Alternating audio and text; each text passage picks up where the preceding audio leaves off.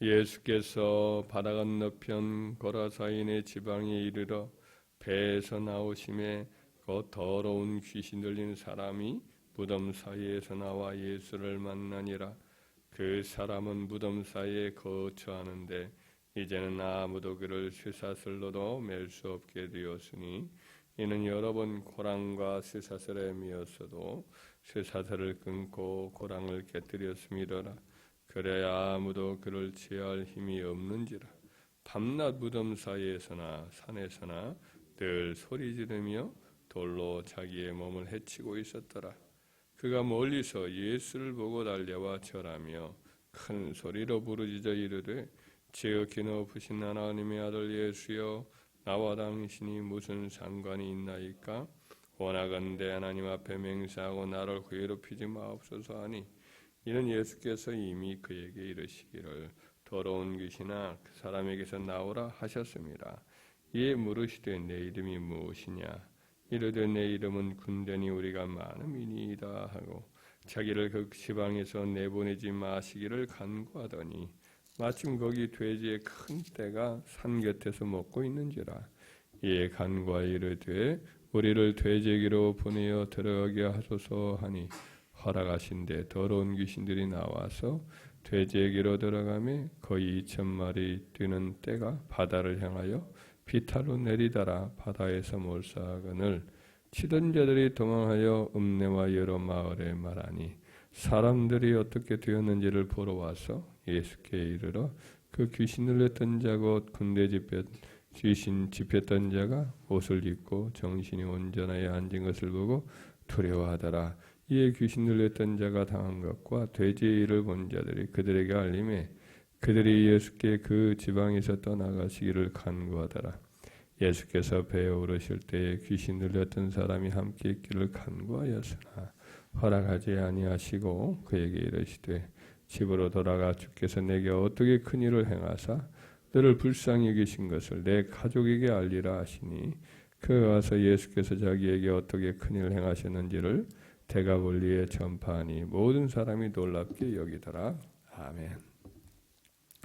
오늘 본문의 말씀은 예수께서 한 거라사 사람들, 그러니까 갈릴리 바다의 남동쪽 지역에 있는 지역이 이제 거라사 지역이고 크게 행정구역으로 말하면 데가볼리 지역에 속해 있습니다. 이 지역에 예수님이 이제 배 타고 가셔서 가자마자 그 갈릴리 바다 주변에 무덤이 있는데 그 무덤이 석회암으로 되어 있어서 그쪽에 사람들이 많이 이제 파묻곤 했던 것 같습니다. 거기에 있었던 그 무덤이 거처하고 있던 군대 귀신 들린 사람의 그 귀신을 이렇게 내쫓은 일이 있습니다. 군대 귀신이라서 군대처럼 조직도 있고 나름대로 막 숫자가 많았던 그 귀신이 한 사람에게 들어갔던 거죠. 그 사람에 있었던 귀신을 쫓아내었는데 이제 그 돼지떼로 귀신들이 들어가서 돼지들을 몰아서 갈릴리 바다에 몰살을 시켜서 바다에 이제 둥둥 떠 있는 그런 장관을 이루는 모습도 있었어요. 놀란 이제 돼지치기들이 자기들의 동네에 들어가서 사람들에게 말하니까 그들이 와서 귀신을 연든 사람은 멀쩡하고 돼지들은 다 바다에 둥둥 떠 있고 하니까 많이 놀랐죠. 돼지들이 그들의 이제 그런 수입원이기도 하고 그랬기 때문에 예수님을 그 지방에서 떠나기를 간구를 하죠. 예수님이 떠나가실 때에 그 귀신들에게 잡혔던 사람이 정신이 멀쩡해져서 예수님께 함께 있기를 청하는 거죠. 일종의 제자가 되기를 청하는 건데 그때 예수님이 이제 그를 만류를 하고 돌아가서 가족들에게 그 있었던 일을 하나님이 하신 일을 이렇게 말하라고 간증하라고 명을 하시고 예수님 배 타고 다시 이제 갈릴리 바다 건너편 아마 가버나움으로 다시 올라간 것 같습니다. 이 기록이 한 1절부터 20절까지 있는데 한 가지 주목할 점이 좀 있는 것이 뭐냐면 10절에 보면 귀신이 자기를 그 지방에서 내보내지 마시기를 간구를 해요. 이 본문에 보면 간구하는 일이 여러 번 나와요. 귀신들이 간구하고 그 지방 사람들이 또 예수께 간구하고 또 그 귀신 들렸다가 또 나은 사람이 또 자기를 함께 있게 해달라고 간구하는, 그러니까 귀신도 간구하고 귀신 들렸던 사람도 간구하고 또 불신자도 간구하고 뭐 이런 예수님께 간구하는 내용이 나옵니다. 좀 흥미롭죠? 여하튼 귀신들이 맨 처음에 예수님께 간구를 해요. 이 지방에서 내보내지 말아주기를 위해서 간구해요. 간절히 청하는 귀신들의 이유가 뭔가? 그것이 아무래도 이제 뭐 정확히 밝히고 있지는 않지만은 귀신들이 이제 그 지역을 맡아서 그 지역에서 일하도록 그들도 보냄받은 거라 생각을 할 수가 있어요. 성경에 보면 어떤 나라를 맡은 귀신들의 내용이 나오죠. 다니엘서 같은 경우도 이제 바사를 담당하는 영이 있음을 보게 되죠. 바사 혹은 또 그러니까 뭐 바벨론을 맡은 그 악한 영이 있고 우리나라를 맡은 악한 영이 있고 지역을 맡아서 일하는 듯한 뉘앙스가 있어요. 그것이 일종의 그들의 사명지지요. 그들 나름대로 이제 보냄받아서 일을 하는 일터인데 그 어떤 지역을 떠나면 안 되는 거죠.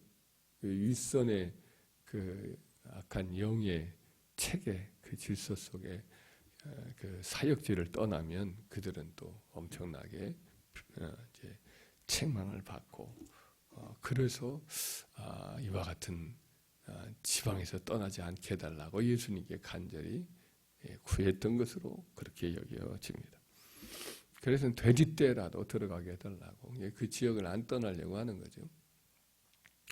나중에 이제 그 지역 사람들, 불신앙에 속한 사람들, 그 지역은 이제 이방 지역으로 변해버렸어요. 옛날에는 거기가 갓지파 혹은 이제 문하세 반지파 지역이었는데 지금은 뭐 불신앙자들이 다 와서 되지나치는 그런 지역으로 바뀌었죠.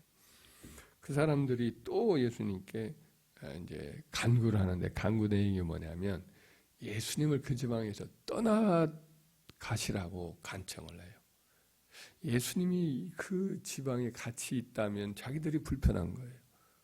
돼지치는 일들이 사실 부끄러운 일인데 그들에게 있어서는 그것이 이제 생계로 변해버렸고 불신앙자들이고 하나님도 안 믿고 죄악과 쾌락을 좋아하고 그런 마당에 예수님이 계시면 불편한 거죠. 예수님이 귀신 들렸던 사람을 고쳐줬으니 붙잡아야 되는데 그들은 자기들의 삶에 치부가 있고 죄가 있고 육신적인 삶이 있으니까 바꾸기 싫은 거예요.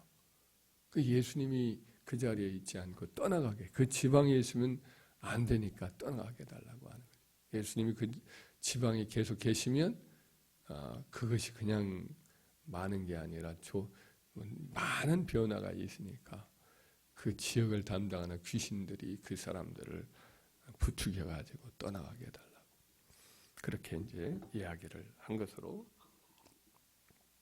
보여지죠. 귀신 들렸다가 나은 사람이 또 예수님께 이제 간구를 하는데 예수님과 함께 있기를 간구를 하죠.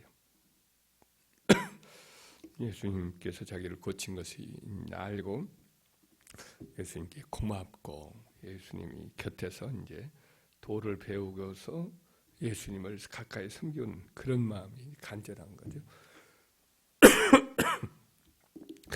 배에 오르면서 예수님은 이제 그 거절을 하면서 집으로 돌아가 주께서 내게 어떻게 큰일을 행하사 너를 불쌍히 계신 것을 내 가족에게 알리라 이렇게 이야기를 합니다.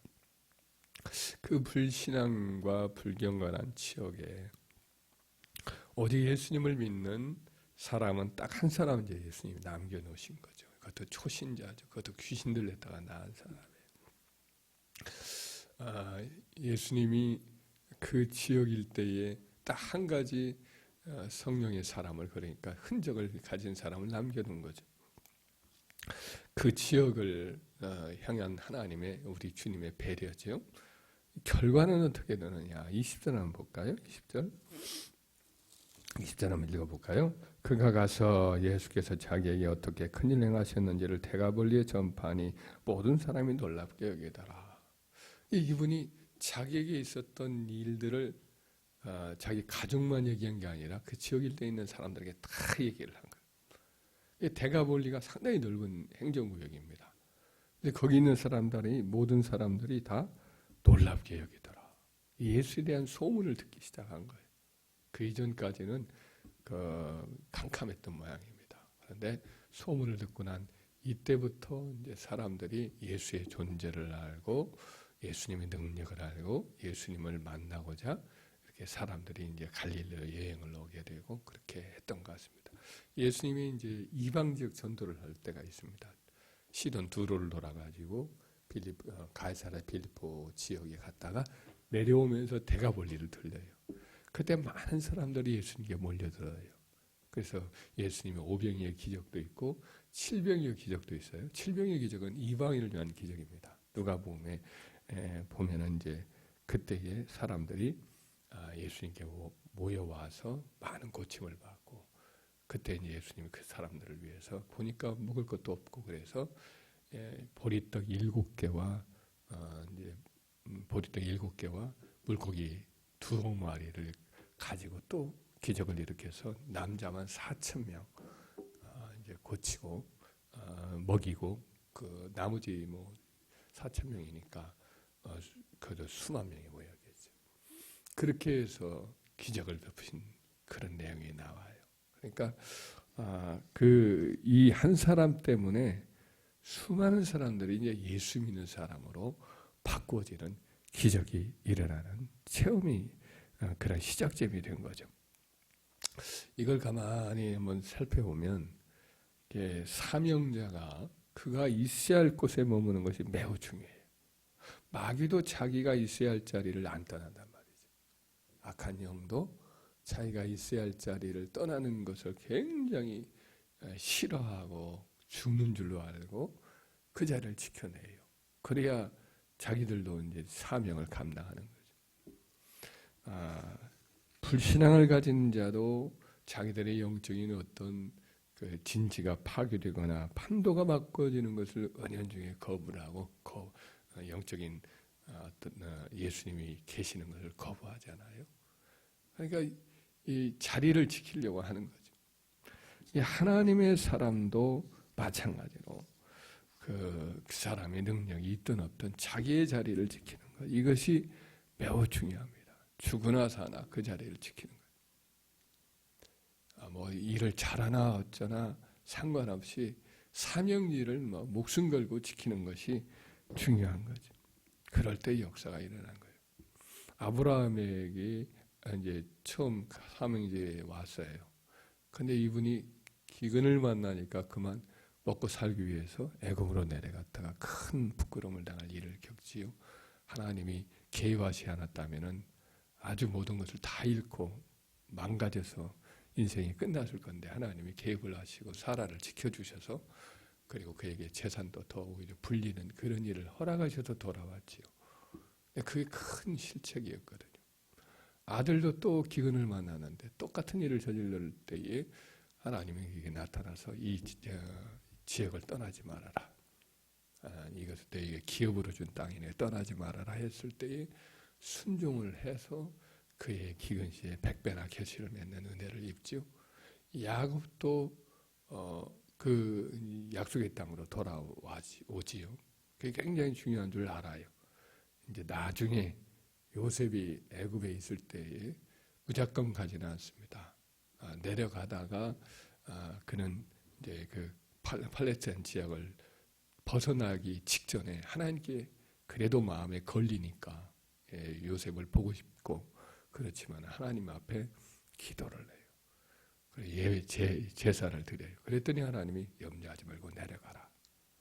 요셉의 네 눈을 감기겠고 너는 돌아오게 될 것이다. 그래서 그 말씀을 듣고는 그리고 내려가죠. 그러니까 이 기업의 땅, 이 땅에 머무는 것이 중요한 것을 세 사람이 다 알았던 거죠. 저와 여러분들도 그 점을 기억합시다. 할렐루야.